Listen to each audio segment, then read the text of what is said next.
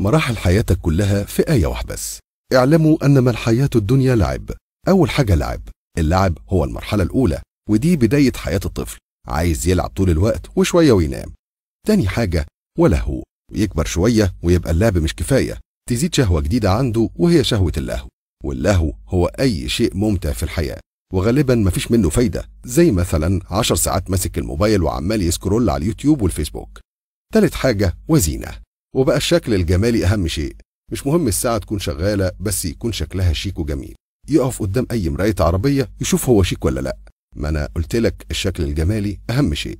رابع حاجة وتفاخر بينكم. كبر شوية وبقى محتاج يفتخر بإنجازاته. شوفوا أنا الأول على الدفعة، من أفضل 40 شخص في مجال كذا، شغال في أحسن مكان، خريج جامعة كذا، وكلها حاجات شكلها مبهر من بره، وهي في الحقيقة ولا حاجة في الآخرة طالما تكبر وتمنظر بيها.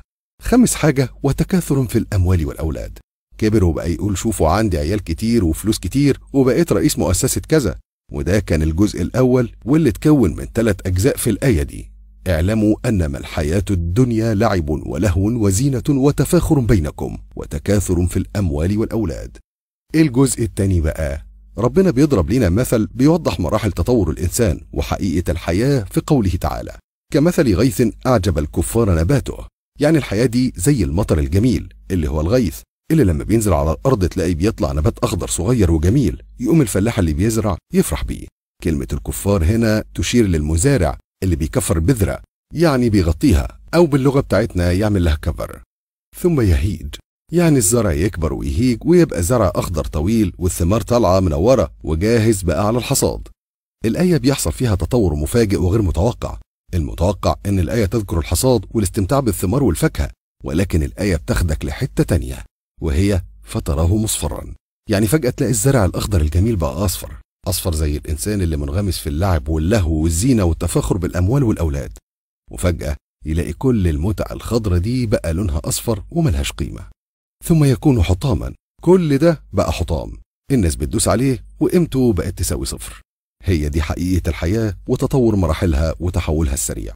الجزء الثالث من الآية، الإنسان بيتفاجئ إن يوم القيامة جه في وقت سريع جدا، وقت غير متوقع، وبقى في اختيارين فقط لا غير. والاختيارين دول في تكملة الآية في قوله تعالى: وفي الآخرة عذاب شديد ومغفرة من الله ورضوان. يعني لا إما بعد كل ده هتبقى من أهل العذاب أو هتبقى من أهل المغفرة والرضوان. وقتها بيعرف الإنسان حقيقة الحياة زي ما اتذكر في قوله تعالى: وما الحياة الدنيا إلا متاع الغرور. طب لو كانت هي دي الحياة وحقيقتها، المفروض أعمل إيه؟ هتلاقي الإجابة في الآية اللي بعدها على طول في قوله تعالى: سابقوا إلى مغفرة من ربكم وجنة عرضها كعرض السماء والأرض أعدت للذين آمنوا بالله ورسله. اسعى ورا المغفرة وتلقائي هتلاقي الجايزة الكبيرة، وهي الجنة اللي عرضها السماء والأرض. لأن مش أي حد هينول الجايزة، لأن الجايزة دي أعدت للذين آمنوا بالله ورسله. ركز، أعدت لمين؟ للي فاهمين حقيقة الحياة، اللي عارفين إنها رحلة قصيرة وهتنتهي فجأة بدون أي مقدمات. مش اللي عايشين في اللهو وبيضيعوا حياتهم على اليوتيوب والفيسبوك، واللي قاعد على القهوة اللي مفيش منها أي فايدة غير إنك بتلعب. تخيل بقى إن هو ده اللهو اللي أنا بقولك عليه. لهو بيضيع كتير من وقتك، وعلى المدى البعيد بيضيع حياتك على الفاضي، لأنك أكيد قاعد على القهوة بتلعب أي حاجة أو بتجيب في سيرة ده وبتغتاب أخوك في الإسلام.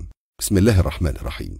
ولا تجسسوا ولا يغتب بعضكم بعضا أيحب أحدكم أن يأكل لحم أخيه ميتا فكرهتموه واتقوا الله إن الله تواب رحيم. اعلموا أنما الحياة الدنيا لعب ولهو وزينة وتفاخر بينكم وتكاثر في الأموال والأولاد كمثل غيث أعجب الكفار نباته ثم يهيج فتراه مصفرا ثم يكون حطاما وفي الآخرة عذاب شديد ومغفرة من الله ورضوان